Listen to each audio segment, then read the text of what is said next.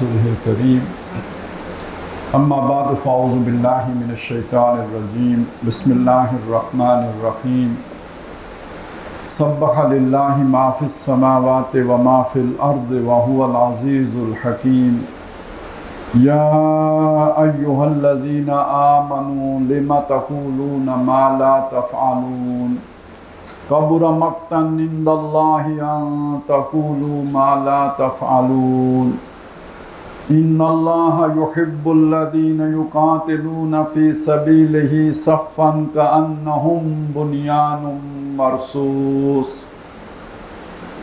وَإِذْ قَالَ مُوسَىٰ لِقَوْمِهِ يَا قَوْمِ لِمَ تُؤْذُونَنِي وَقَدْ تَعْلَمُونَ أَنِّي رَسُولُ اللَّهِ إِلَيْكُمْ فَلَمَّا زَاغُوا أَزَاغَ اللَّهُ قُلُوبَهُمْ وَاللَّهُ لَا يَهْدِي الْقَوْمَ الْفَاسِقِينَ وَإِذْ قَالَ عِيسَى ابْنُ مَرْيَمَ يَا بَنِي إِسْرَائِيلَ إِنِّي رَسُولُ اللَّهِ إِلَيْكُمْ مُصَدِّقًا لِمَا بَيْنَ يَدَيَّ مِنَ التَّوْرَاةِ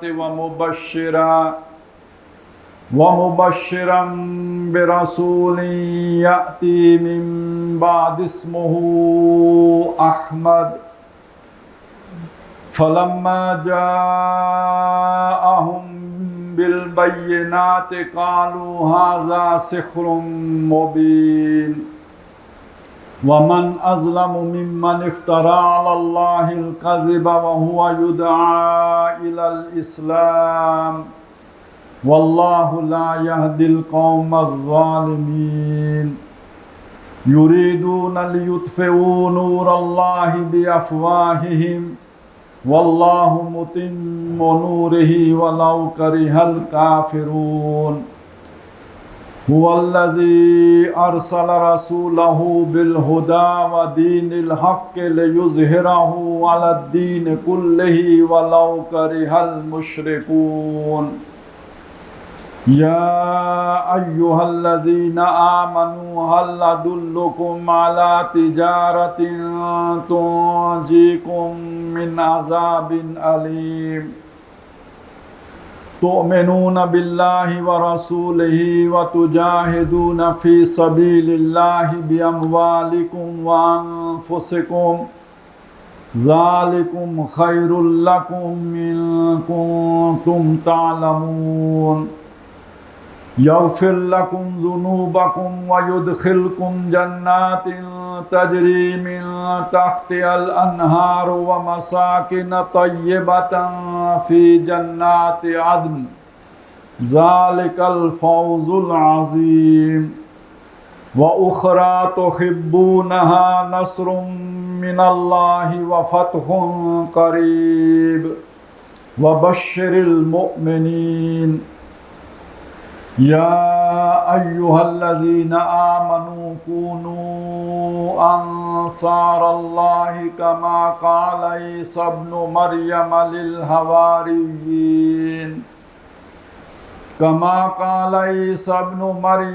لِلْحَوَارِيِّينَ مَنْ أَنصَارِي إِلَى اللَّهِ قال الحواریون نحن انصار اللہ فآمنت طائفة من بنی اسرائیل وکفرت طائفة فأیدنا الذین آمنوا على عدوهم فأصبحوا ظاہرین۔ صدق اللہ العظیم۔ رب اشرح لي صدری ویسر لي امری واحلل عقدۃ من لسانی یفقہوا قولی۔ اللہم الہمنا رشدنا واعذنا من شرور انفسنا۔ اللہم ارنا الحق حقا وارزقنا اتباعہ وارنا الباطل باطلا وارزقنا اجتنابہ۔ اللہم وفقنا لما تحب وترضى آمین یا رب العالمین۔ جو سورہ صف کی 14 آیات ہیں جو اس وقت میں نے آپ کے سامنے تلاوت کی ہیں، اور یہاں ہمارا جو سلسلہ گفتگو جاری ہے یہ اس منتخب نصاب پر مشتمل ہے جیسا کہ ابھی سلطان صاحب نے اعلان کیا کہ جو ڈاکٹر اسرار احمد رحمۃ اللہ علیہ نے مرتب کیا اور جس میں جو ہمارے دینی فرائض ہیں یا جو ہماری ذمہ داریاں ہیں ازروِ قرآن مجید ان کو اجاگر کیا گیا ہے، اور وہ مقامات منتخب کیے گئے ہیں جو ان ذمہ داریوں کو کھول کر بیان کرتے ہیں۔ ابھی تک جو ہم نے مطالعہ کیا ہے اس کی جو جڑ ہے اور بنیاد ہے وہ سورۃ العصر ہے، اور سورۃ العصر میں یہ بتایا گیا کہ انسان خسارے میں ہے، بچیں گے وہ جو 4 شرطیں پوری کریں گے، یعنی ایمان، عمل صالح، تواصی بالحق اور تواصی بالصبر۔ دنیا میں کامیابی کا معیار کیا ہے، اس کو ایک طرف رکھ کر آخرت میں کامیاب ہونے کے لیے 4 چیزیں درکار ہیں۔ جیسے دنیا میں کامیاب ہونے کے لیے کوئی ڈگری ہوتی ہے، کوئی پروفیشن ہوتا ہے، کوئی کاروبار ہوتا ہے، کوئی مال و اسباب ہوتے ہیں، کوئی حسب و نسب ہوتا ہے، مختلف چیزیں ہیں جس معیار پر ہم کسی آدمی کو کامیاب یا ناکام آدمی کہتے ہیں۔ اسی طرح آخرت میں بھی کچھ چیزیں ہیں کہ جو اگر ہوں گی تو کامیاب ہوگا، نہیں ہوں گی تو ناکام ہوگا۔ تو وہ چیزیں کیا ہیں؟ وہ 4 ہیں: ایمان، عمل صالح، تواصی بالحق اور تواصی بالصبر۔ اس کا دنیا کی کامیابی ایک علیحدہ، اس کو ضروری نہیں ہے کہ ایک آدمی جس کے پاس یہ 4 چیزیں ہوں تو دنیا میں بھی کامیاب ہو، اور یہ ضروری نہیں ہے کہ جو دنیا میں کامیاب ہو اس کے پاس یہ 4 چیزیں بھی ہوں۔ تو اسی طرح سمجھ لیجئے کہ آخرت میں کامیابی ان 4 چیزوں کے ساتھ لازم و ملزوم ہے۔ پھر ہم نے 3 مقامات قرآن مجید کے اور دیکھے کہ جس میں عنوانات تو بدل گئے، لیکن یہ کہ باتیں یہی 4 آئی ہیں۔ مثلا یہ کہ تقویٰ کی حقیقت کیا ہے، نیکی کی حقیقت کیا ہے۔ سورہ بقرہ کی آیت نمبر 177 میں اس کا بیان کیا گیا، لیکن چیزیں یہی 4 بیان ہیں۔ اس کے بعد ہم نے دیکھا کہ حضرت لقمان کو جو حکمت عطا کی گئی اس کا مظہر کیا ہے، وہ حکمت ہے کیا جو حضرت لقمان کو ملی۔ تو جب اس کی تفصیلات آئیں تو وہ بھی یہی 4 چیزیں ہیں۔ پھر ہمارے دین میں ایک بہت اہم مقام ہے، مقام ولایت، اللہ سے دوستی، اللہ سے ولایت کا تعلق قائم ہو جانا، یہ سب سے اونچا مقام ہے۔ تو سورہ خامیم سجدہ کی آیات 30 تا 36 کی روشنی میں ہم نے دیکھا کہ وہ وہاں بھی یہی 4 چیزیں زیر بحث ہیں۔ تو گویا جو نجات کی 4 شرائط ہیں وہی تقویٰ اور نیکی کی شرائط بھی ہیں، اور وہی حکمت اور دانائی کی شرائط بھی ہیں، اور وہی اللہ سے دوستی کی شرائط بھی ہیں: ایمان، عمل صالح، تواصی بالحق و تواصی بالصبر۔ اس کے بعد پھر ہم نے وہ مقامات قرآن مجید کے پڑھنے شروع کیے جس میں ایمان کو ڈیفائن کیا گیا تھا، یعنی ہم نے ایمان کی کوئی اپنی تشریح کرنے کی کوشش نہیں کی، بلکہ قرآن مجید کی روشنی میں ایمان کو سمجھنے کی کوشش کی۔ اس میں سورہ فاتحہ ہم نے پڑھی، سورہ آل عمران کی آیات 190 تا 195 کا مطالعہ کیا، پھر اس کے بعد سورہ نور کی آیات 35 تا 40 پڑھی، پھر سورہ تغابن پوری پڑھی، اور پھر سورہ قیامہ پڑھی۔ اس سے ایمان کے مختلف جہتیں، اس کے مختلف پہلو، اس کے مختلف گوشے ہمارے سامنے نمایاں ہو کے آ گئے۔ اگلی شرط تھی عمل صالح۔ عمل صالح میں ہم نے سب سے پہلے عمل دیکھا، ایک فرد کا عمل کیا ہوتا ہے، اسے کیا کرنا چاہیے، وہ کیا کام ہیں جو اسے انجام دینے ہیں، اور اس کے نتیجے میں اس کی شخصیت کے اندر کیا رنگ ہے جو پیدا ہوگا۔ تو اس کے لیے ہم نے سورہ مومنون کی ابتدائی 11 آیات کو پڑھا، سورہ معارج کی آیات 19 تا 35 کو پڑھا، اور پھر سورہ فرقان کا آخری رکوع پڑھا۔ ان سوالات کا جواب ہمیں مل گیا جو ابھی میں نے آپ کے سامنے اٹھائے ہیں۔ فرد کا عمل صالح بیان کرنے کے بعد اگلا جو عمل صالح ہمارے زیر بحث آیا وہ خاندان کا عمل صالح ہے، اور خاندان بنتا ہے میاں بیوی سے۔ تو پھر ہم نے سورہ تحریم کا مطالعہ کیا کہ جس میں نبی صلی اللہ علیہ وسلم کی بعض ذاتی زندگی کے جو واقعات ہیں ان کو بنیاد بنا کر مسلمانوں کو ایک رہنمائی دی گئی ہے۔ تو ہم نے سورہ تحریم مکمل پڑھی کہ خاندان کا یعنی میاں بیوی کے لیے عمل صالح کیا ہے۔ خاندان سے اگلا جو قدم ہے کہ اجتماعیت کی طرف، وہ معاشرے کا قدم ہے۔ خاندان مل کے ایک معاشرہ وجود میں آتا ہے۔ تو پھر سورہ بنی اسرائیل کے 3 اور 4 رکوع کی روشنی میں ہم نے دیکھا کہ ایک معاشرے کی سطح پر، معاشرتی سطح پر قرآن مجید ہمارے سامنے کون سی اقدار ہیں کہ جن کو لے کے آتا ہے کہ جن پر عمل درآمد کرنے سے ایک صالح معاشرہ پیدا ہو جاتا ہے، اصلاح ہو جاتی ہے معاشرے کی۔ اصلاح معاشرہ ایک بڑا اہم ٹاپک ہے، تو قرآن مجید بھی اصلاح معاشرہ کا ایک پروگرام دیتا ہے جو سورہ بنی اسرائیل کے 3 اور 4 رکوع میں بیان ہوا ہے، وہ ہم نے پڑھا۔ پھر اجتماعیت کی جو بلند ترین سطح ہے جہاں انسان پہنچا ہے وہ ریاست ہے، ریاست و حکومت۔ اس کے لیے قرآن مجید کی جو رہنمائی ہے وہ ہم نے سورہ حجرات مکمل پڑھ کر وہ رہنمائی ہم نے حاصل کی، اور یہ میں آپ کے سامنے ایک خلاصہ پیش کر رہا ہوں جو مضامین ہم نے پڑھ لی ہیں۔ تو یہاں آ کے عمل صالح کی بحث ہماری مکمل ہوگی۔ کتنی شرطیں تھیں سورۃ العصر میں؟ 4 میں سے 2 شرطیں ہم نے قرآن مجید کے مختلف مقامات کی روشنی میں سمجھ لی، ایک ایمان اور دوسری عمل صالح۔ تیسری شرط ہے تواصی بالحق، باہم ایک دوسرے کو حق کی تلقین کرنا، باہم ایک دوسرے کو حق کی وصیت کرنا، نصیحت کرنا، حق کی طرف آمادہ کرنا، حق کی طرف ابھارنا، حق کا پیغام عام کرنا، اس کی دعوت دینا، اس کی تبلیغ کرنا۔ یہ آپ اسے شہادت علی الناس کہیں، تواصی بالحق کہیں، امر بالمعروف نہی عن المنکر کہیں، جو بھی نام دے مفہوم ایک ہی ہے۔ قرآن مجید نے اس بات کو مختلف انداز میں بیان کیا ہے۔ تو اب اس کو سمجھنے کے لیے پھر ہم نے سب سے پہلے سورہ حج کا آخری رکوع پڑھا، جو ہماری آخری نشست ہوئی تھی۔ میرا خیال ہے 6 یا 7 نشستوں میں ہم نے اس آخری رکوع کا مطالعہ مکمل کر دیا۔ اب آگے جو ہم نے پڑھنا ہے تو سورہ صف میں نے ابھی آپ کے سامنے تلاوت کی ہے۔ سورہ صف کے ساتھ متصل ہے سورہ جمعہ، اور سورہ جمعہ کے ساتھ متصل ہے سورہ منافقون۔ یہ 3 مقامات ہم نے پڑھنے ہیں، اور یہ جو تینوں جیسے کہ میں نے ابھی آپ کے سامنے رکھ دیا، یہ آپس میں متصل ہیں، جڑے ہوئے ہیں۔ اس سے پہلے جتنے بھی مقامات ہم نے پڑھے مختلف جگہوں سے آئے ہیں۔ یہ واحد مقام ہے کہ جو اب 3 صورتیں ہم پڑھنے جا رہے ہیں وہ تینوں کی تینوں جڑی ہوئی ہیں۔ اس کا مطلب یہ ہے کہ جو ہمارا مضمون ایک سیکوینس میں چل رہا تھا، قرآن مجید میں وہ سیکوینس جو ہے وہ مختلف جگہوں پہ رکھا ہوا ہے، چن کے ڈھونڈ کے لانا پڑتا ہے، جو آ کے اس ربط کے اندر ہمیں جوڑنا پڑتا ہے۔ یہ ایک ایسا مقام ہے جہاں آ کے جو ہمارا منطقی ربط ہے وہ مصحف کے ربط کے ساتھ بھی جڑ گیا ہے۔ یعنی تینوں کی تینوں صورتیں، سورہ صف، سورہ جمعہ، سورہ منافقون، یہ ساتھ آ رہی ہیں۔ اس حوالے سے میں چاہتا ہوں کہ اس مقام کا ایک خاص تعارف آپ کے سامنے پیش کر دوں، جس کو ہم پڑھنے چلے ہیں، جس کی 3 صورتیں ہم اکٹھی پڑھ رہے ہیں۔ یہ اصل میں 10 صورتیں ہیں اکٹھی جو مدنی ہیں۔ یہ تو ہمیں معلوم ہے کہ قرآن مجید کچھ وہ ہے جو مکے میں نازل ہوا، کچھ قرآن مجید کے حصے وہ ہیں جو مدینے میں نازل ہوئے۔ جو مکے میں نازل ہوا اسے مکی قرآن کہتے ہیں، جو مدینے میں نازل ہوا اسے مدنی قرآن کہتے ہیں۔ یہ اتنی اہم تقسیم ہے، ہر صورت کے شروع میں آپ کو لکھا ہوا مل جائے گا یہ مکی ہے یا یہ مدنی ہے۔ قرآن مجید میں جو مدنی صورتیں ہیں ان کا جو ہجوم ہے سب سے بڑا وہ تو ہے سورہ بقرہ، سورہ نساء، آل عمران، سورہ نساء اور سورہ مائدہ۔ لیکن تعداد کتنی ہے؟ 4۔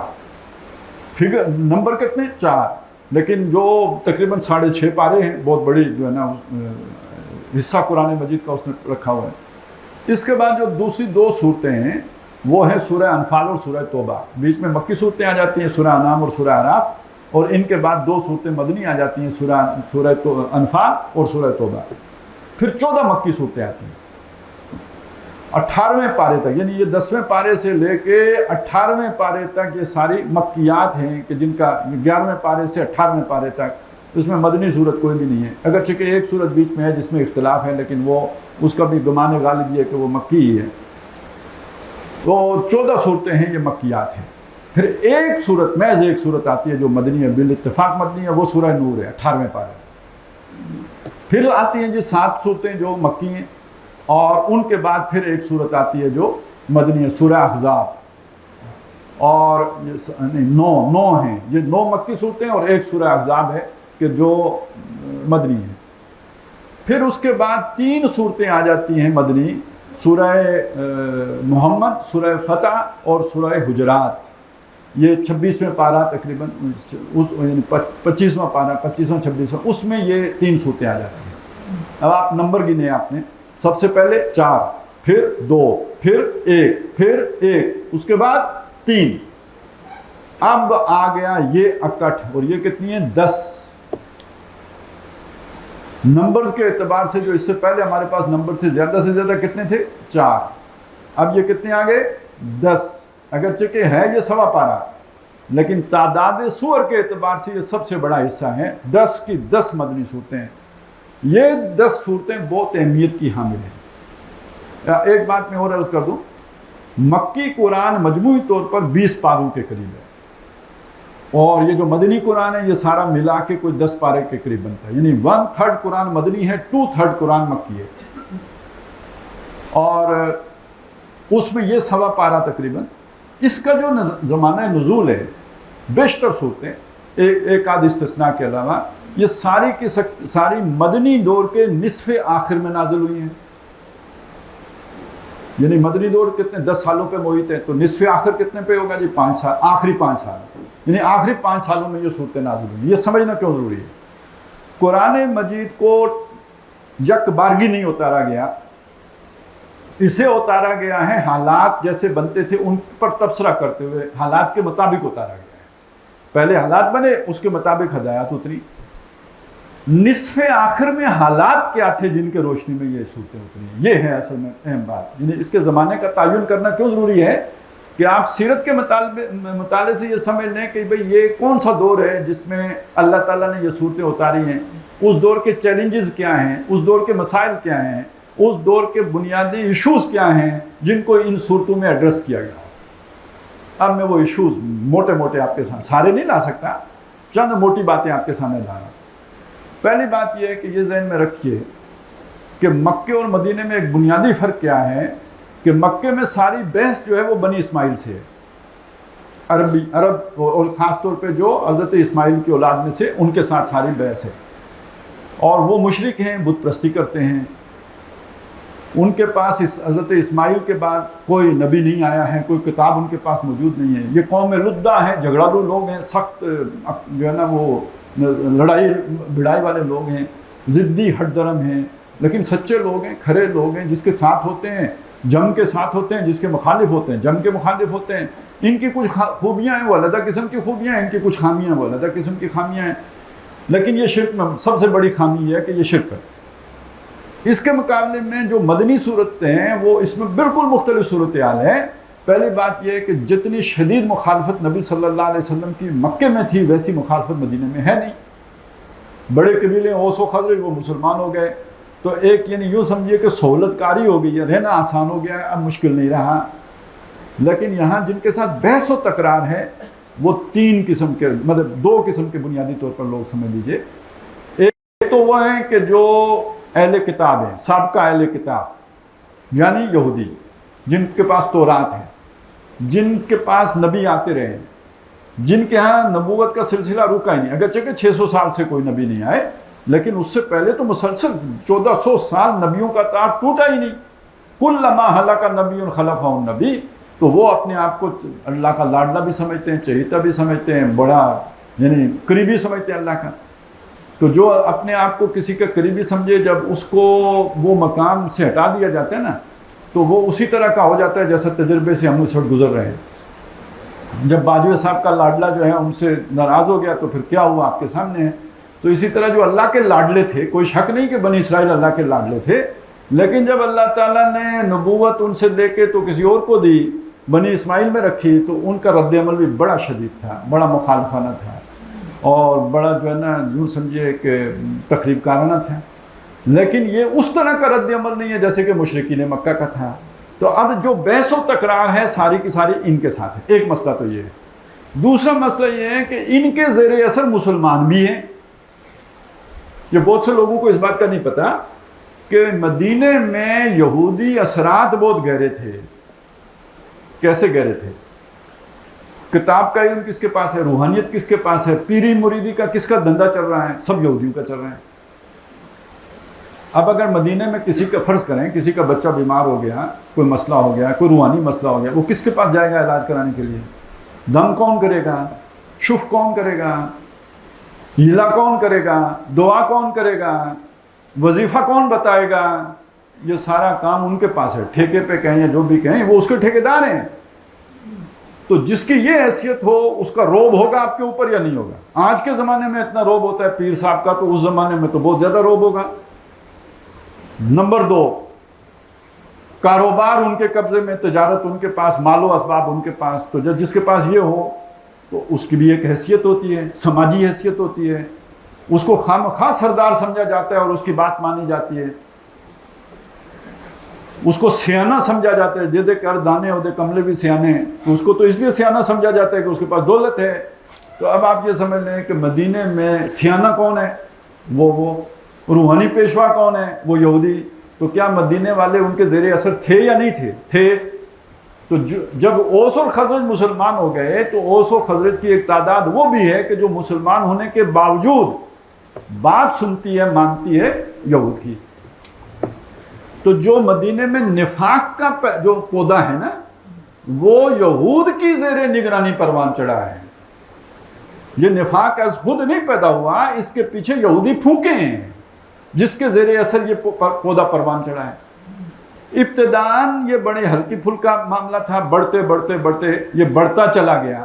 جیسے کہ سورہ بقرہ میں جو پہلی سورت ہے اس میں یہ بات بتائی گئی تھی، فی قلوبہم مرض، ان کے دل میں مرض ہے۔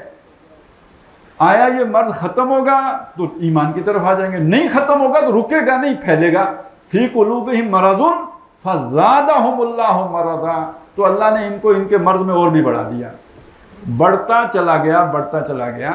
اب دیکھیے وہاں پہ تو یہ بھی نہیں کہا کہ یہ منافق ہیں، لیکن یہ پھر جوں جوں بات آگے بڑھی سورہ نساء میں آ کے پھر کھل کے کہا گیا ان المنافقین فی الدرک الاسفل من النار، یہ جو منافق ہیں یہ آگ کے سب سے نچلے گڑھے میں ہوں گے۔ وہاں یہ بھی بتایا گیا مذبذبین بین ذالک لا الہ ہؤلاء ولا الہ ہؤلاء، یہ دونوں کے درمیان تذبذب میں نہ اس طرف ہیں پوری طرح نہ اس طرف ہیں پوری طرح، یہ دو منہ ہیں، ادھر بھی تعلق رکھنا چاہتے ہیں، دو کشتیوں کے مسافر ہیں، ادھر بھی تعلق رکھنا چاہتے ہیں۔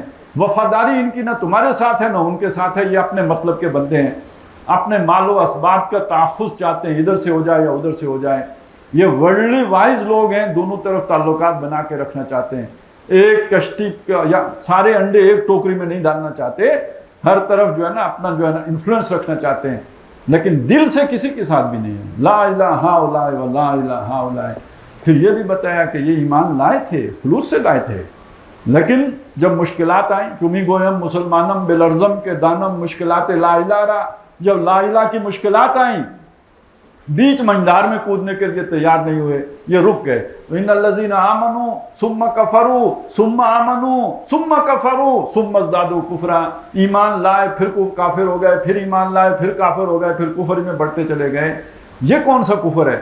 اگر کوئی شخص ایمان لانے کے بعد اعلانیہ کفر کرے تو مرتد ہے، مرتد ہے تو واجب القتل ہے، واجب القتل ہے تو کوئی ہماری حکومت تو نہیں تھی کہ جو اسے کچھ نہ کہے، وہ تو سلطنت مدینہ اصلی والی تھی، وہاں جو کفر کرے تو وہ مارا جائے گا۔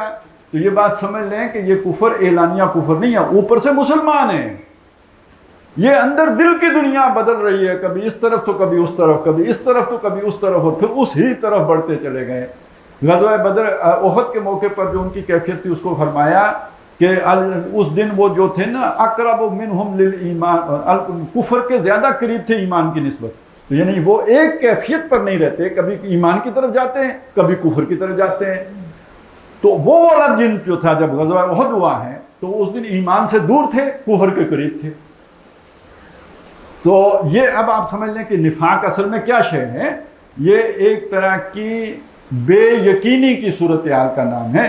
ایک وہ بندہ ہے جس کا یقین کامل ہے، اس میں دوسری رائے آتی نہیں، وسوسہ آئے نکل جائے وہ ایک علیحدہ بات ہے، وسوسے کے درجے میں ہو سکتا ہے، لیکن یہ کہ ڈبل مائنڈڈ نہیں ہوتا۔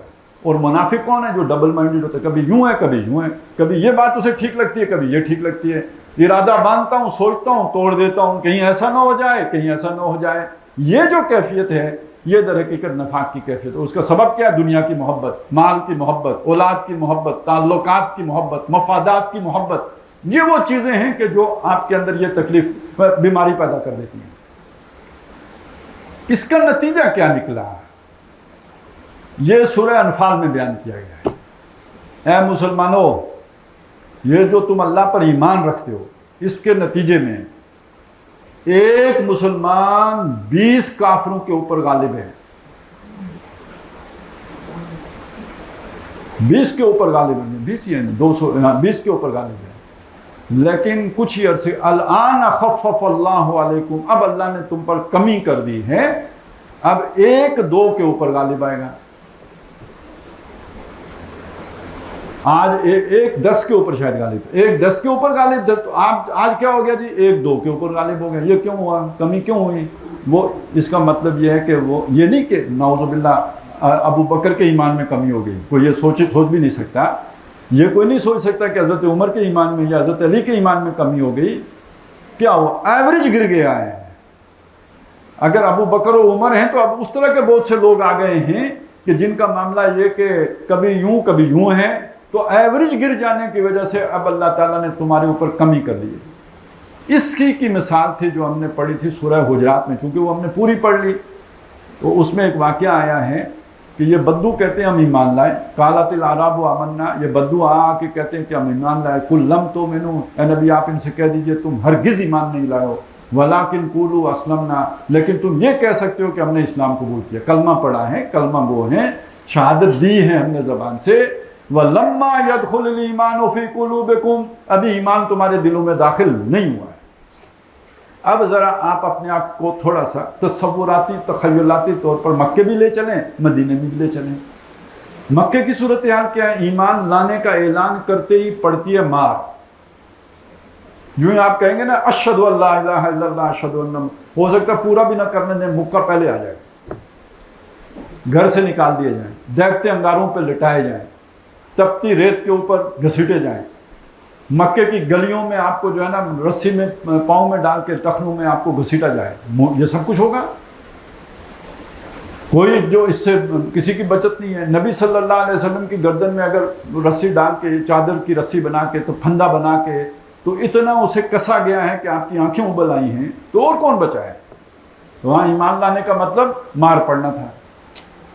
مدینے میں ایمان لانے سے کچھ بھی نہیں ہوتا. فرینڈلی ایٹماسفیئر ہو گیا نا، دوستانہ ماحول ہے. اب یہاں ایمان لانے سے کچھ نہیں ہوتا. تو وہاں ایمان کون لائے گا؟ جس کا دل مچلے گا ایمان کے لیے وہ لائے گا. اور یہاں ایمان کون لائے گا؟ اگر برادری کا بڑا ایمان لے آیا تو سارے لے آئیں گے. بھائی اوس کے سردار اگر ایمان لے آئے تو باقی بھی لائیں گے کہ نہیں لائیں گے؟ برادری پوری کی پوری.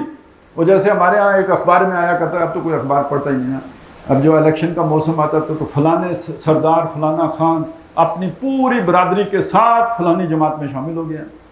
تو وہاں پوری برادریاں اسلام میں داخل ہو رہی تھی. تو اب آپ خود سمجھ سکتے ہیں نا کہ ہم لوگ شعوری طور پر تو نہیں ایمان لا رہے تھے، بس وہ برادری کی دیکھا دیکھی لا رہے تھے.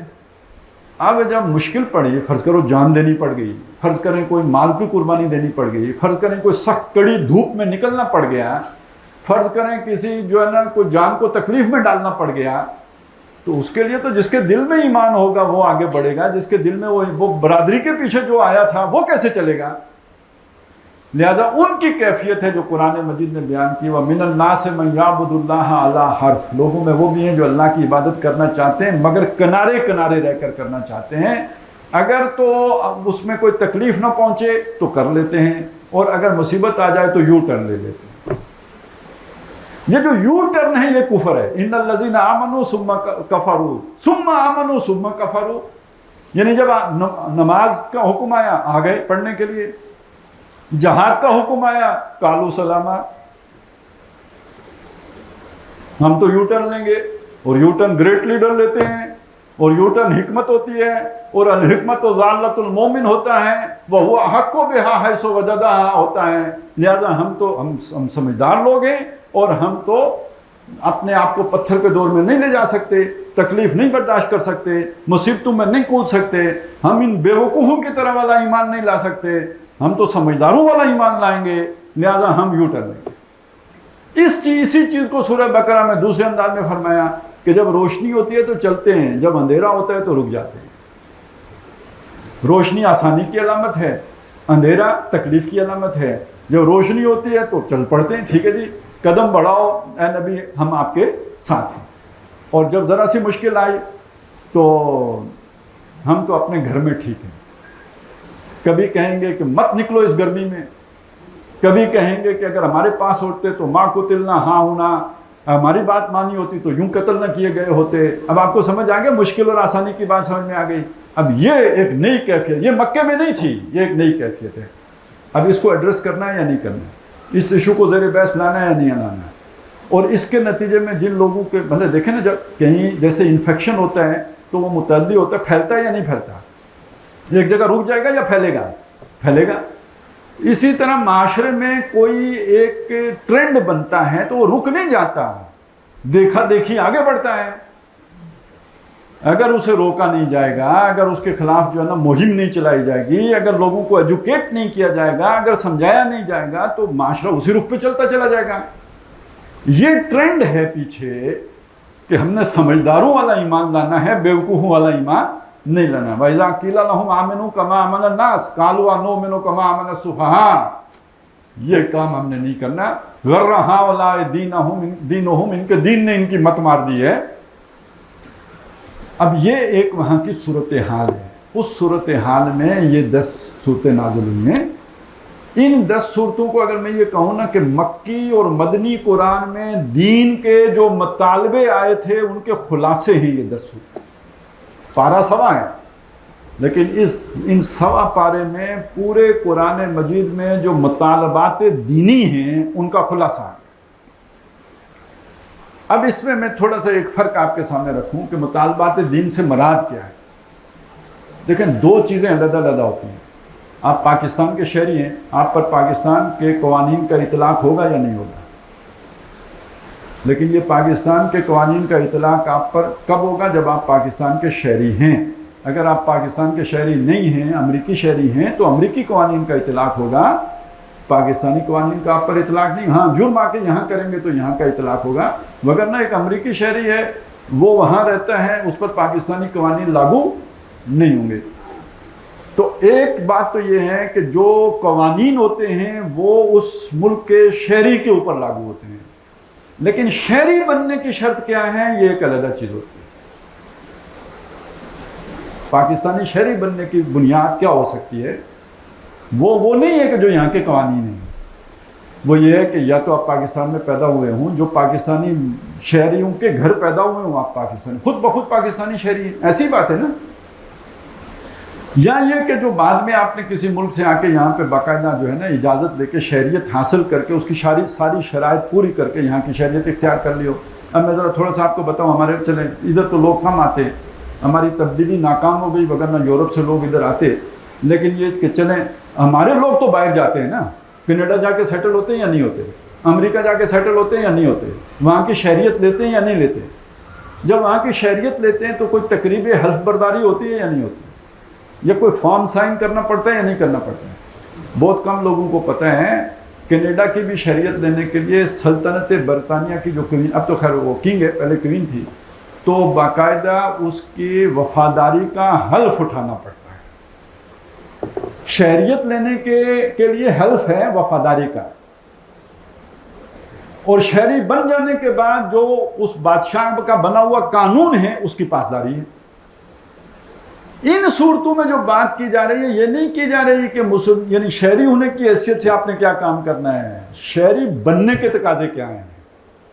آپ مسلمان ہو تو مسلمان تو یہ ہوتا ہے، قوانین کی پاسداری بات کا، اسی یہ وضاحت میں نے کیوں کی۔ اگر آپ فقہ کی اینک لگا لیں گے، جیسے کہ پاکستان کا کوئی بھی وکیل ہو تو وہ کسی بھی بندے کو دیکھے گا تو وہ قانون کی اینک لگا کے دیکھے گا، ہاں اس نے چوری نہیں کی، اچھا شہری ہے، اس نے فساد نہیں کیا، اچھا شہری ہے، اس نے قانون نہیں توڑا، اچھا شہری ہے، یہ سارا آپ کو کریکٹر سرٹیفکیٹ مل جائے گا ادارے کے اندر سے، یہ پورا من شہری ہے۔ لیکن جب آپ وہ دفتر خارجہ والے اگر فرض کرنے طے کر رہے ہوں تو پھر پہلے یہ دیکھا جائے گا کہ آپ نے پاکستان کا شہری بننے کے تقاضے پورے کیے ہیں یا نہیں کیے ہیں۔ یہ 2 بالکل مختلف چیزیں ہیں۔ ہمارے ہاں جو ہم فقہ کی روشنی میں بندے کو دیکھتے ہیں تو وہ تب دیکھتے ہیں کہ یہ مسلمان ہے تو اس کے اوپر یہ ذمہ داریاں عائد ہوتی ہیں۔ جیسے میں نے سورہ حج کے شروع میں آپ کو بتایا تھا، سورہ حج کے آخری رکوع کے شروع میں جیسے آیا تھا، خطاب تھا یا ایھا الناس، لوگوں سے، اور انہیں دعوت دی گئی تھی ایمان کی، ایمان لاؤ۔ تو گویا مسلمان ہونے کے لیے پہلی شرط کیا ہے؟ ایمان لانا۔ تو جب ایمان لاؤ گے تو اس کے بعد جب ایمان لے آئے ہو تو اب ارکعوا واسجدوا وعبدوا ربکم وافعلوا الخیر لعلکم تفلحون، یہ اب بعد کی باتیں ہیں، شہری بننے کے بعد کی باتیں ہیں۔ تو ایمان کے بھی کچھ تقاضے ہوتے ہیں جو علیحدہ سے پورے کرنے، وہ شہریت کے تقاضے یا قانون کے تقاضے، وہ ایمان کے تقاضے ہیں۔ اور ایمان کے تقاضوں میں وفاداری بشرط استواری اصل ایمان ہے، تو پہلا تقاضا وفاداری ہے۔ ایمان کے تقاضوں میں پہلا تقاضا محبت ہے۔ اللہ سے محبت نہ ہو اللہ ہدایت ہی نہیں دیتا۔ ہدایت کی شرط اول یہ ہے کہ اللہ سے گہری وابستگی ہو، محبت ہو. یحبہم و یحبونہ، جو حزب اللہ ہے اس کی پہلی شرط یہ ہے کہ وہ اللہ سے محبت کرتے ہوں، اللہ ان سے محبت کرتا ہے. اسی طرح یہ سمجھ لیجئے کہ یہ ایمان ناپنے تولنے والی چیز نہیں ہے. ناپ سکتے ہیں آپ کسی کے ایمان کو؟ فقہ بحث کرتی ہے اس چیز سے جو ناپی تولی جا سکتی ہے، لہذا وہ ایمان کے بھی صرف اس جز سے بحث کرتی ہے جو نپات اللہ، اشہد ان لا الہ الا اللہ و اشہد ان محمد عبدہ و رسولہ، وہ اس سے بحث کرے گی. نمازیں 5 ہیں، کب پڑھنی ہے؟ فلاں فلاں فلاں فلاں وقت پہ پڑھنی ہے. کتنی رکعتیں ہیں؟ اتنی اتنی اتنی اتنی رکعتیں. روزے کتنے ہیں؟ 30 ہیں. یہ کتنا ہے؟ حج کن دنوں میں ہوتا ہے؟ فلانی فلانی فلانی تاریخ میں ہوتا ہے. ناپنے والی چیزیں، تولنے والی چیزیں. عشر کتنا دینا ہے، وہ جو ہے نا آپ نے خراج کتنا دینا ہے، ناپ تول. زکوٰۃ کتنی دینی ہے؟ 2.5%. ناپ تول. نان نفقہ بیوی کا، مہر، ہر شے ناپی تلی. فقہ کی بحث اس کے ساتھ ہے. ایمان جی کے جو تقاضے ان میں سے کوئی ایک بھی ناپنے تولنے کے قابل نہیں. خود ایمان نہیں ناپا تولا جا سکتا. میرا ایمان کتنا ہے کون ناپ سکتا ہے؟ آپ میں سے کسی کا کتنا ہے کون ناپ تول سکتا ہے؟ محبت اللہ سے ناپی جا سکتی ہے؟ نہیں ناپی جا سکتی. وفاداری نہیں. کوئی عمل قبول نہیں جب تک کہ خلوص نہ ہو. خلوص کیسے ناپیں گے؟ ناپ سکتے ہیں؟ کوئی خلوص ناپ سکتا ہے؟ کوئی پیمانہ ہے خلوص کے ناپنے کا؟ نصح و خیرخائی، الدین و النصیحہ، دین تو ہے ہی نصیحت. قیل لمن یا رسول اللہ، پوچھا گیا اللہ کے رسول کس کی خیر خائی؟ للہ ولکتابہ ولرسولہ وللمؤمنین، ائمۃ المؤمنین والعامتہم، مسلمانوں کے جو ائمہ ہیں، لیڈر ہیں، ان کی خیر خائی. اور جو ان کے عام لوگ ہیں، عوام، ان کی خیر خائی کو کیسے ناپیں گے؟ اب آپ کو سمجھ آئی؟ فقہ جن چیزوں سے بحث کرتی ہے وہ ناپ تول کی چیزیں ہیں، اور ایمان کے جو تقاضے ہیں وہ ناپ تول میں آنے والے نہیں ہیں. تو مدینے میں ریاست بن چکی ہے، ناپ تول والی چیزیں نافذ ہیں. زکوٰۃ عبداللہ ابن ابی کو بھی دینی پڑے گی، نماز عبداللہ ابن ابی کو بھی پڑھنی پڑے گی. نہیں پڑھے گا تو سزا ملے گی. زکوٰۃ نہیں دے گا تو جیسے بعد میں حضرت ابو بکر کے دور میں جنہوں نے نہیں دی ان کے خلاف جنگ ہوئی. لیکن کسی کے دل میں اللہ کی محبت نہیں ہے تو محاسبہ نہیں ہو سکتا. کیا پتا ہے کہ نہیں ہے، ہمیں کیا پتا؟ ہم دل چیر کے تو نہیں دیکھ سکتے. آج کے جدید سائنسی دور میں بھی کسی جو ہے نا چیز طریقے سے معلوم نہیں ہو سکتا کہ کس کے دل میں کس کی محبت ہے. نہ بیوی خامد کا معلوم کر سکتی ہے، نہ خامد بیوی کا معلوم کر سکتے، تو اللہ کے بارے میں محبت کو کیسے معلوم کریں گے؟ تو یہ وہ چیزیں ہیں کہ جن کا تعلق جڑ جاتا ہے ایمان سے. تو کمی اگر آئی تھی تو اعمال جو فقہی اعمال ہیں ان کے اندر کوئی کمی نہیں آئی تھی. کمی اگر تھی تو جو ایمان کے تقاضے ہیں ان کے اندر کمی آئی تھی. اب آ جائیں، میں یہ چاہتا ہوں کہ یہ والا جو حصہ ہے نا یہ ہمارے لیے کتنا اہم بن جاتا ہے. آج اپنے دور کو دیکھیں تو مدینے میں جو شے آٹے میں نمک کے برابر تھی آج وہ آٹے کے برابر ہے. اگر مدینے میں نفاق آٹے میں، یعنی حضور کے سارے ساتھیوں کو دیکھیں تو بحیثیت مجموعی نفاق کتنا ہوگا، کتنے لوگوں میں ہوگا؟ پرسنٹیج کو دیکھ کے دیکھیں تو وہی پرسنٹیج تقریباً بنے گی جو آٹے میں نمک کی ہوتی ہے. آج کے اعتبار سے دیکھیں تو ڈھونڈے سے سچے ایمان والا نہیں ملے گا، اکثر و بیشتر نفاق ملے گا. اکثر و منافقی امتی قرآہا، حضور نے فرمایا میری امت کے منافقین کی اکثریت قرآن پڑھنے والوں کی ہوگی. اب تو خیر وہ بھی مسلمان ہیں جو کہتے ہیں اسلام پرانے دور کی چیز تھی، آج کے دور میں قابل عمل بھی نہیں ہے. ایسے بھی مسلمان ہیں. منافقت کی جو بیان کی ہیں شرائط نبی صلی اللہ علیہ وسلم نے، علامتیں، وہ ساری کی ساری مسلمانوں میں موجود ملیں گی ہمیں.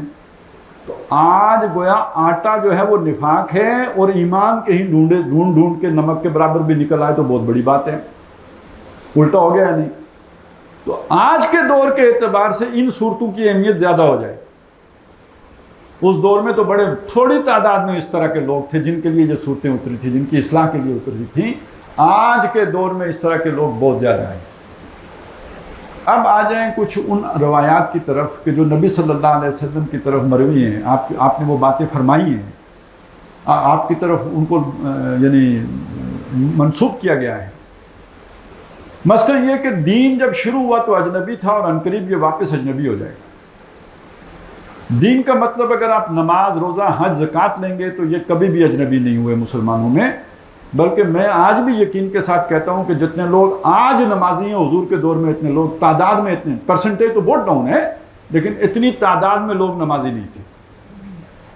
جتنے لوگوں نے آج داڑھی سنت سمجھ کے رکھی ہوئی ہے اتنے لوگ داڑھی رکھنے والے سنت سمجھ. اس وقت تو ویسے ہی لوگ داڑھی رکھے ہوئے, مردوں کی داڑھی تو ہوتی تھی وہ جیسے یعنی رواجی یہی تھا, داڑھی مونڈنے کا رواجی نہیں تھا. حج آپ کے سامنے حضور کے دور میں جو سب سے بڑا حج ہوا 1.25 لاکھ آدمی کا. آج کتنے کا حج ہوتا ہے؟ 35 لاکھ بندہ جا کے جمع ہو جاتے ہیں. تو اگر دین یہ ہے تو یہ تو اجنبی نہیں ہوا. لیکن اگر حضور نے فرمایا تو کچھ تو تھا نا جو اجنبی ہو گیا, جو نہیں رہا اور بہت جلدی ہو گیا, کیونکہ حضور نے فَسَيَعُودُ كَمَا عنقریب ویسا ہو جائے گا جیسے شروع ہوا. تو کچھ تو تبدیلی آئی گئی تھی جو حضرت حسین رضی اللہ تعالیٰ عنہ کو سر پیش کرنا پڑ گیا. تو جس چیز کو ہم دین کہتے ہیں اس کا تو کوئی نقصان نہیں ہوا تھا, لیکن کوئی نقصان تو ہو گیا تھا جو حضرت حسین رضی اللہ تعالیٰ عنہ نے سمجھا تھا. اسی طرح یہ چیزیں بھی سمجھ لیجئے کہ دین کا جو بنیادی مطالبہ عدل, دین گویا بدل ہے عدل کا. تو عدل ہر سطح پر عدل, کسی بھی سطح پر عدل اگر ختم ہو گیا تو گویا دین جو ہے وہ ختم ہونا شروع ہو گیا.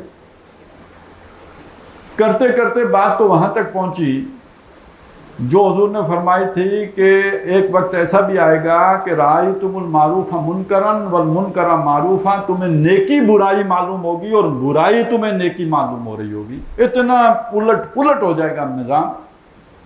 اور آج ہم یہاں پہ پہنچے ہوئے, نیکی برائی معلوم ہوتی ہے اور برائی اچھائی معلوم ہوتی ہے. ویلیو سٹرکچر ہی گویا الٹ ہو گیا. تو اس اعتبار سے بھی اگر آپ دیکھیں تو یہ جو 10 صورتیں ہیں, یہ 10 صورتیں ہمارے لیے وہ جو خلاصے ہیں نا مضامین کے جو مدنی قرآن میں خاص طور پر آئے ہیں, تو یہ اللہ تعالیٰ نے اس 1.25 پارے میں ایک خلاصہ ہمارے سامنے رکھ دیا. اگر ہم ان سے گزر جائیں تو رہنمائی مل سکتی ہے کہ دین کے اصل مطالبے کیا ہیں.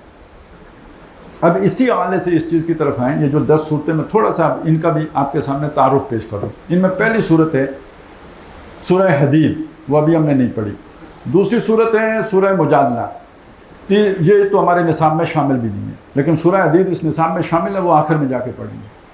سورہ مجادلہ نصاب میں شامل نہیں. اس کے بعد سورہ حشر ہے, وہ بھی نصاب میں شامل نہیں. اس کے بعد سورہ ممتحنہ ہے, وہ بھی نصاب میں شامل نہیں. پھر سورہ صف ہے, یعنی 5ویں صورت ہے, اور یہ جو 5ویں صورت سورہ صف ہے یہ شامل ہے. اس کے بعد سورہ جمعہ ہے, وہ شامل ہیں. پھر سورہ منافقون ہے, وہ شامل ہیں. اس کے بعد سورہ تغابن ہے, وہ ہم نے پہلے پڑھ لی, ایمان کے مباحث میں وہ ہم نے پڑھ لی. سورہ تغابن کے بعد جو ہے پھر آ جاتی ہے سورہ طلاق اور سورہ تحریم. سورہ طلاق شامل نہیں ہے, سورہ تحریم شامل ہے, وہ ہم نے عمل صالح کی بحث میں پڑھ لی. تو گویا ان 10 صورتوں میں 2 صورتیں ہم پڑھ چکے ہیں, سورہ تغابن اور سورہ تحریم. 4 ابھی ہم نے پڑھنی ہے, 3 ابھی اور چوتھی آخر میں جا کر. تو 4 اور 2 6 ہو گئی. 4 ہم نے نہیں پڑھنی. جو 4 ہم نے نہیں پڑھنی ان میں ایک تو سورۃ الطلاق ہے, اور 3 یہ سورہ مجادلہ, سورہ حشر اور سورہ ممتحنہ ہے. لیکن میں آپ کے سامنے ایک آج تھوڑا سا ان 10 صورتوں کا ایک چھوٹا سا تعارف پیش کر دیتا ہوں. جو پہلی صورت ہے سورہ حدید ہے. اس میں پہلی جو 6 آیات ہیں اس میں اللہ کا ایک بڑا زبردست تعارف کرایا گیا ہے. اس کے بعد 2 مطالبے رکھے گئے ہیں, ایمان لاؤ, حقیقی ایمان, اللہ کو مانو, دل و جان سے مانو, اور پھر جو کچھ تمہارے پاس ہے اس کو اللہ کی راہ میں لگاؤ, لٹاؤ, کھپاؤ.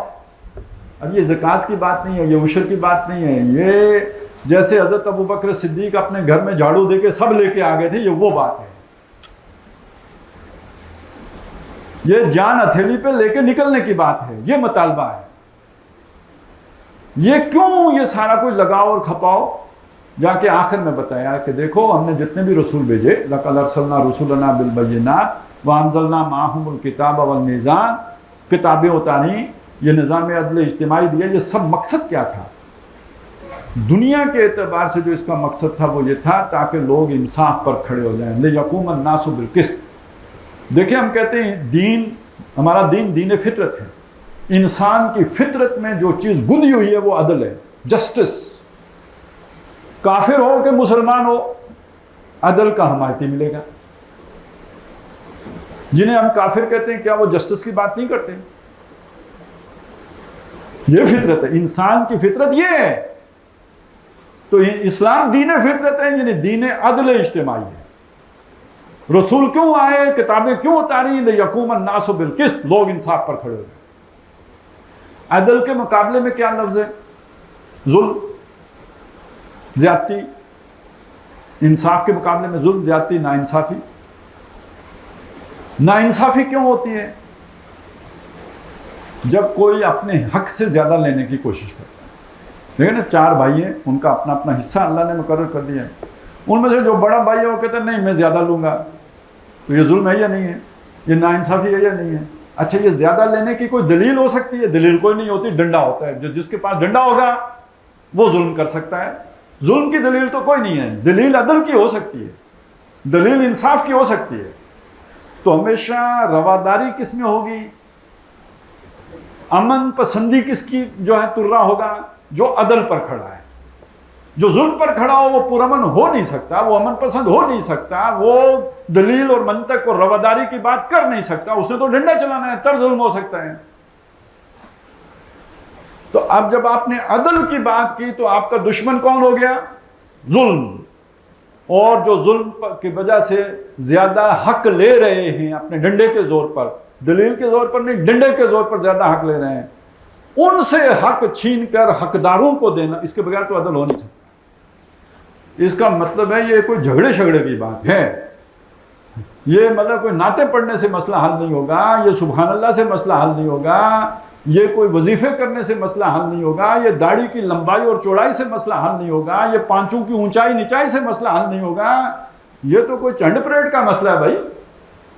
اس لیے اگلی آیت ہے وَأَنزَلْنَا الْحَدِيدَ، ہم نے لوہا اتارا، اس لیے یہ ہے سورہ حدید۔ اور اس لیے وہ بلے شاہ نے کہا 4 کتاباں عرشوں آئیاں تے 5واں آیا ڈنڈا۔ پھول کی پتی سے کٹ سکتا ہے ہیرے کا جگر، مرد ناداں پہ کلام نرم و نازک بے اثر۔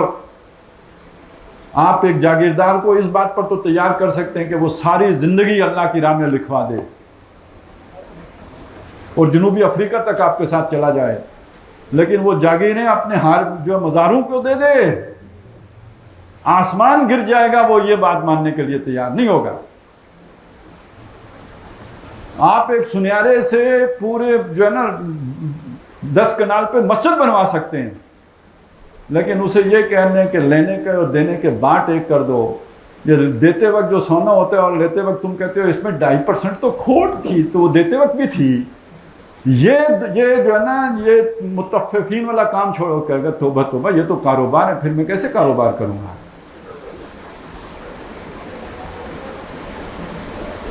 آپ اپنے ہمارے محترم بزرگ اسحاق ڈار صاحب، ان سے عمرے کروا لو، عمرے پہ عمرہ کروا لو، تہجد پڑھوا لو، صورتیں یاد کروا لو، انہیں کہیں ذرا ایک دفعہ بجٹ آپ سود سے پاک بنا کے وہ کہے یار تمہارا دماغ ٹھیک ہے؟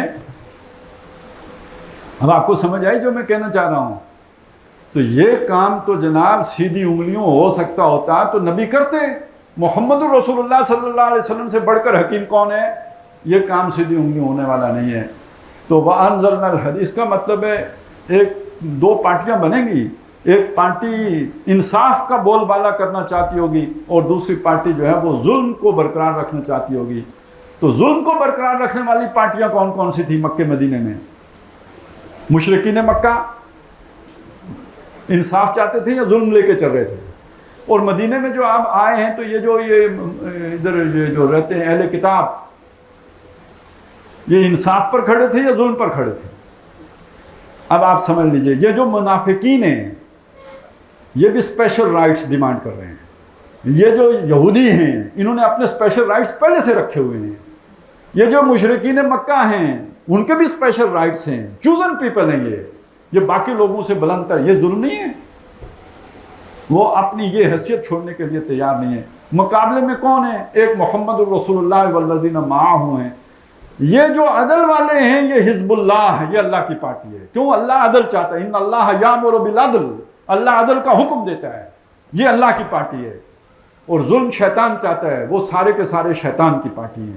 آپ تاریخ پڑھیں، اگرچہ کہ آپ کو علیحدہ علیحدہ نظر آتے ہیں کہ یہ مشرکین مکہ ہیں اور یہ جو ہے نا اہل کتاب ہیں مدینے کے، لیکن آپ ذرا گہرائی میں مطالعہ کر کے دیکھیں یہ آپس میں ملے ہوئے ہیں۔ اور غزوہ احزاب میں سارے مل کے آ بھی گئے تھے،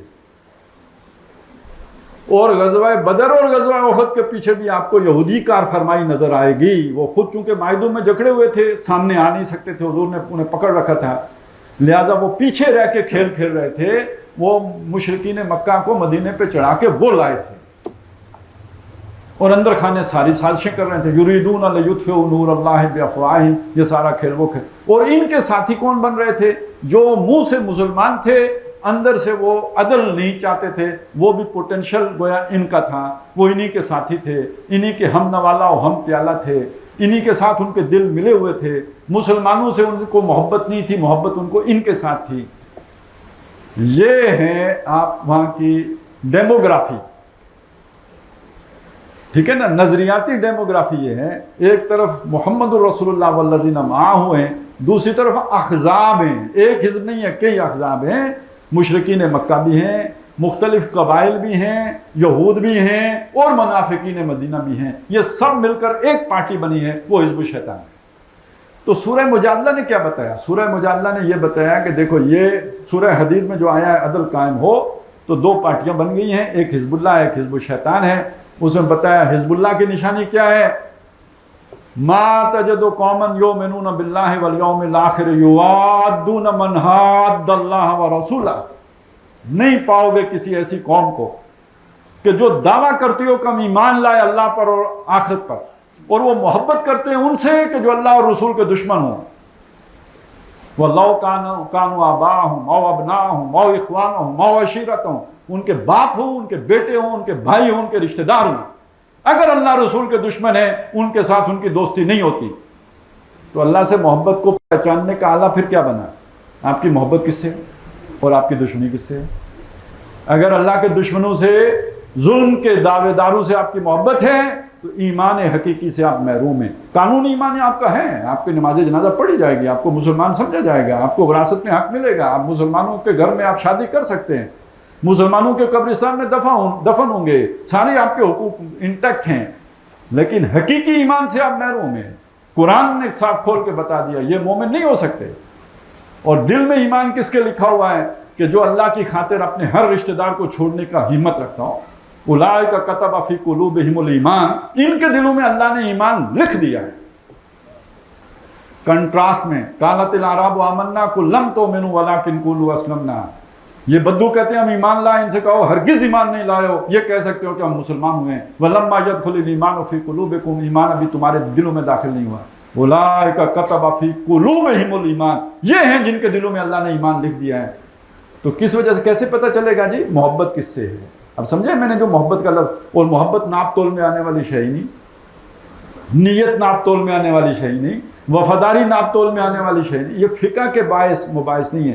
اس لیے میں نے مثال کے طور پر آپ کے سامنے رکھا تھا، شہری بننے کے بعد کے معاملات اور ہوتے ہیں، شہریت کے جو ہے نا وہ شرائط کچھ اور ہوتی ہیں۔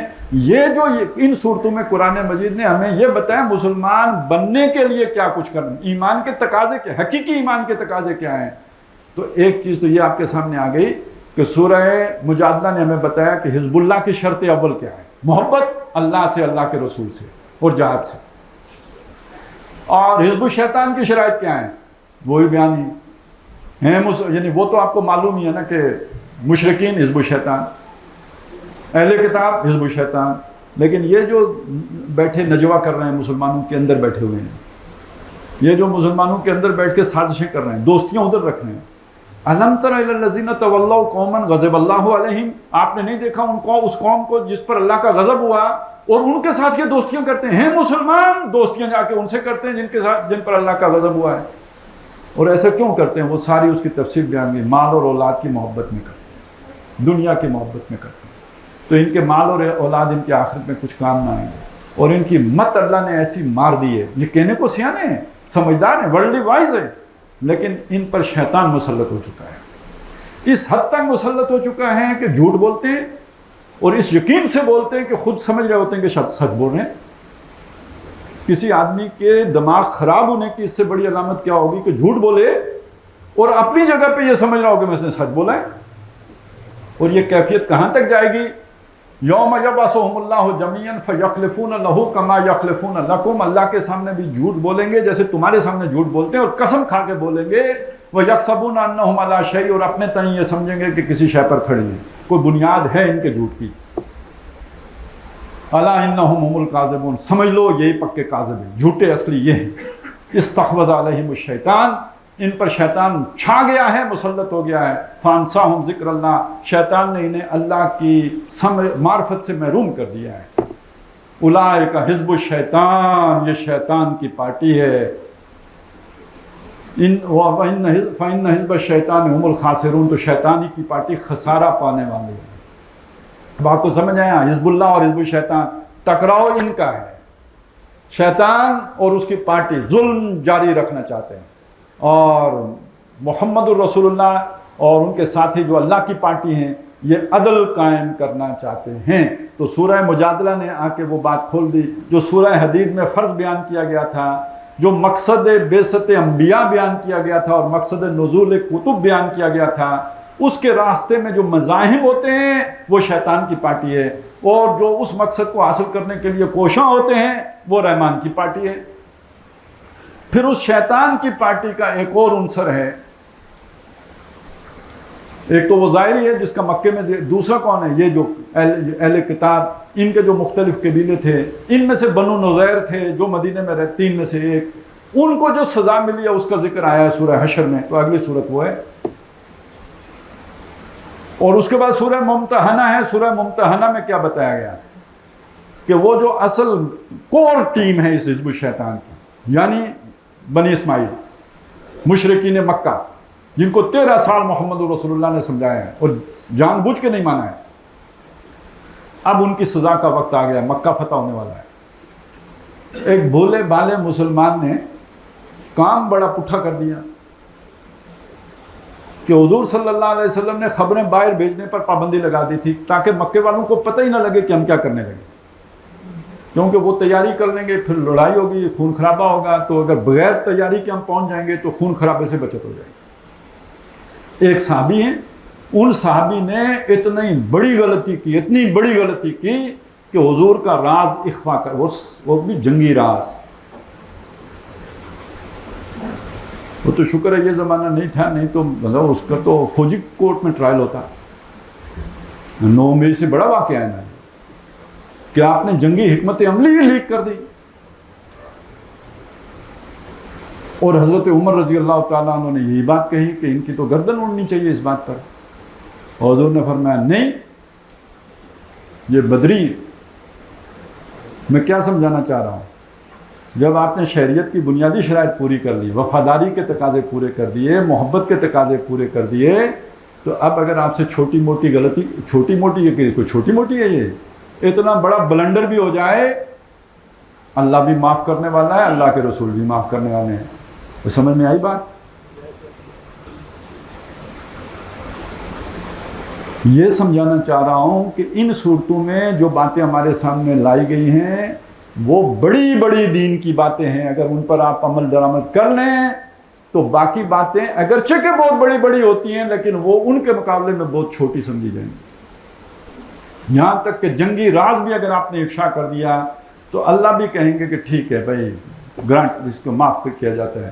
اللہ کے رسول بھی کہیں گے کہ معافی ہے, لوگ بھی اس پہ ناراض نہیں ہوں گے. یہ سمجھانے کی کوشش کر رہا ہوں, وفاداری بشرط استواری اصل ایمان ہے, اور اس میں اگر کبھی چھوٹی موٹی غلطی ہو گئی تو معاف ہو سکتی ہے. کل بنی آدم خطاؤن و خیر الخطائین توابون, یہ کیفیت, یعنی یہ وفاداری اگر ہے تو لغزش معاف ہے, جتنی بڑی بھی ہو اور کی گئی ہے. اور دوسری طرف اگر یہ وفاداری نہیں ہے, میں صرف مثال دے رہا ہوں, یہ وفاداری اگر نہیں, ایک مثال حضور نے بیان کی ہے اور حضور کے سامنے آ کے جبریل امین نے بیان کی ہے کہ حضور نے فرمایا مجھے جبریل نے بتایا کہ اللہ تعالیٰ نے ایک دفعہ مجھے حکم دیا، یعنی جبریل کہہ رہے ہیں کہ اللہ نے مجھے حکم دیا کہ فلانی فلانی فلانی بستی اس کے رہنے والوں کے اوپر الٹ دو. تو میں نے عرض کی یا باری تعالیٰ ان بستیوں میں سے ایک بستی میں تیرا ایک ایسا بندہ بھی رہائش پذیر ہے جس نے ساری زندگی پل جھپکنے کے برابر بھی کبھی تیری نافرمانی نہیں کی. یہ بات ذرا سوچئے گا، غور کیجئے گا. ابھی میں نے آپ کو سنایا تمام انسان غلطی کرتے ہیں، یہ انسان ایکسپشنل ہے کیونکہ جبریل گواہی دے رہے ہیں. جبریل تو غلط بات کہتے ہی نہیں، پھر اللہ کے سامنے غلط بات کہی جا ہی نہیں سکتی، کسی مبالغے کا کوئی امکان نہیں. اب اگر آپ سوچیں کہ ایک ایسا شخص کہ جس نے ساری زندگی جتنی دیر آنکھ جھپکنے میں لگتی ہے اتنی دیر بھی گناہ نہیں کیا، اس سے زیادہ نیک کون بن سکتا ہے؟ اور جبریل اس کا ذکر کیوں کر رہے ہیں کہ اللہ تعالیٰ نے سویپنگ سٹیٹمنٹ دی ہے کہ سب کو ہلاک کر دو، تو شاید اس کے بارے میں کوئی استثناء ہو کہ اسے بچا لو، اس لیے بتا رہے ہیں نا. یا ان کا اشکال ہے جو پیش کر رہے ہیں کہ مجھے سمجھ نہیں آئی کہ اس کو بھی کیوں رگڑا دیں. تو اللہ نے فرمایا اس پر بھی اس بلتی کو پلٹو، باقیوں پر بھی پلٹو. انہوں اس کا نام پہلے دیا، فہرست میں ٹاپ آف دا لسٹ آ گیا. وجہ بتائی، میری غیرت میں اس کا چہرہ کبھی متغیر نہیں، فرما بردار رہا، خود کوئی گناہ نہیں کیا، کبھی نافرمانی نہیں کی، لیکن لوگ میری نافرمانیاں کرتے تھے. میری غیرت نے کبھی جوش نہیں مارا کہ وہ میری خاطر باہر نکلتا، جو میرے نافرمان ہیں ان کا سامنا کرتا، ان کو روکتا، ان کی اس غلط حرکت کے اوپر اسے غصہ آتا، کسی غیرت کا مظاہرہ کرتا، اس غصے سے اس کا چہرہ سرخ ہو جاتا یا وہ کانپنے لگتا. تو یہ میری وفاداری کا کم سے کم تقاضا تھا، یہ اس نے پورا نہیں کیا. تو وہ باقی سارے شہری تقاضے پورے کرتا رہا.